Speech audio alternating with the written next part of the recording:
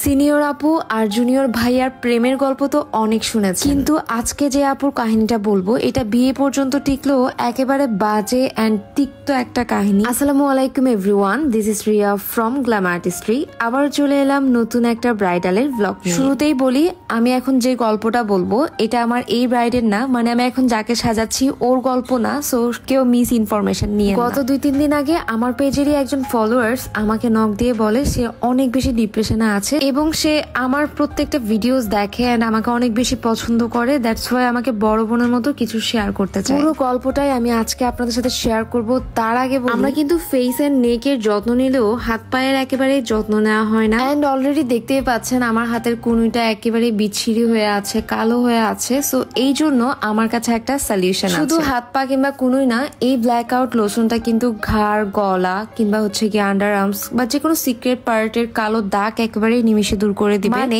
এই black out লোশনটা কিন্তু moisturising এর কাজও করবে, সাথে হচ্ছে গিয়ে হোয়াইটেনিং এর কাজ করবে। আপনার সিক্রেট পার্ট বা যে কোনো জায়গার কালো দাগের উপর যদি এই লোশনটা মাসাজ করে দেন, দেখবেন যে খুব অল্প দিনের মধ্যেই কিন্তু এটা ভালো একটা রেজাল্ট দিবে। মানে ঘাড়ের, গলার যে কোনো জায়গার কালো দাগ একেবারেই দূর করে দিবে। আর্টস অফ তুলি পেজ থেকে আমি ব্ল্যাক আউট লোশনটি নিয়েছি, সাথে আমার স্কিন কেয়ার করার জন্য রেডিয়েন্ট বিউটির এই ক্রিমটা আমি পারচেজ করেছি। ওই যে বলে না ছোটা প্যাকেট বাড়া ধামাকা, জিনিসটা হচ্ছে এরকম, মানে ছোট মরিচের ঝাল বেশি কাইন্ড অফ এরকম। স্কিন ব্রাইটেনিং যারা করতে চান আপনারা এই ক্রিমটা একবার হলেও ট্রাই করে দেখবেন। আমি যখন আমার ফেসের একটা পাশে ইউজ করছি দেখতেই পাচ্ছেন ইনস্ট্যান্টলি এই পাশ থেকেও, মানে আমি যে পাশে ক্রিমটা অ্যাপ্লাই করেছি ওই পাশটা ইনস্ট্যান্টলি ব্রাইট দেখাচ্ছে। বুঝতেই পারছেন আপনারা যদি এটা রেগুলার ইউজ করেন, মানে 15 দিন যদি টানা ইউজ করেন, দেখবেন আপনার স্কিনের সব ধরনের কালো দাগ, মেস্তা, ব্রোন সবকিছুই কিন্তু একেবারে চলে যাবে। এটা কোনো বাংলাদেশি প্রোডাক্ট না, সম্পূর্ণ বাইরের ইম্পোর্টেড একটা প্রোডাক্ট। সো যারা পারচেজ করতে চান আর্টস অফ তুলি পেজটা ভিজিট করে অর্ডারটা কনফার্ম করে ফেলুন। চলেন এবার আমাদের সেই আপুর কাহিনীতে ব্যাক করি। আপু যখন ক্লাস 9-এ ছিল,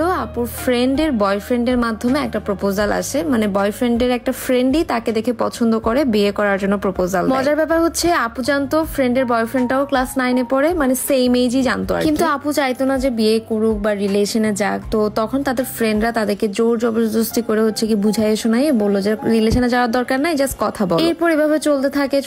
একসময় ফ্যামিলিতে জানাজানি হয়, ফ্যামিলিও হচ্ছে গিয়ে প্রথমে রাজি না হলেও পরে হচ্ছে গিয়ে বিয়ে দেওয়ার জন্য রাজি হয়। তারপর রিলেশনের টুকটাক ঝগড়াঝাটি হয় এন্ড এটার কারণে হচ্ছে গিয়ে মেয়েটা কিছুটা ফেড আপ হয়ে যায়। তারপর ও বলে যে সে বিয়ে করতে রাজি না। বলে রাখি ছেলেটা কিন্তু ঝগড়া হলেই কান্নাকাটি করতো, মেয়েটাকে সরি বলতো।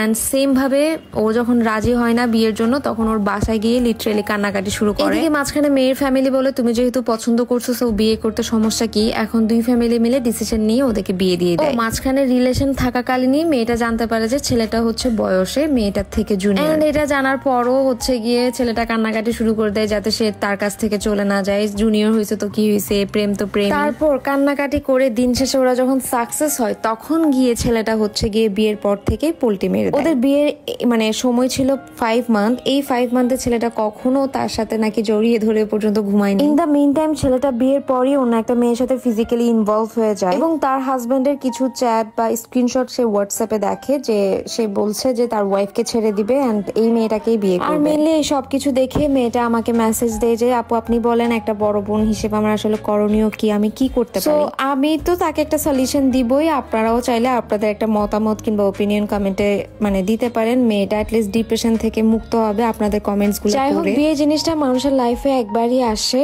সো ভেবে চিন্তে কাজ করবেন। এন্ড ইয়েস, আজকের ব্লগটা এতটুকুই। আর যারা আমাদের কাছ থেকে মেকআপের ক্লাস করতে চান কিংবা A to Z ফুল পার্লারের ক্লাসটা করতে চান, আমাদের পেজে ইনবক্স করবেন। এছাড়া যারা পেজ প্রমোশনের জন্য আমাদের পেজে ইনবক্স করছেন, অবশ্যই স্লটটা বুক করে রাখবেন। নভেম্বর মান্থে লিমিটেড স্লট নেওয়া হবে। আল্লাহ হাফিজ।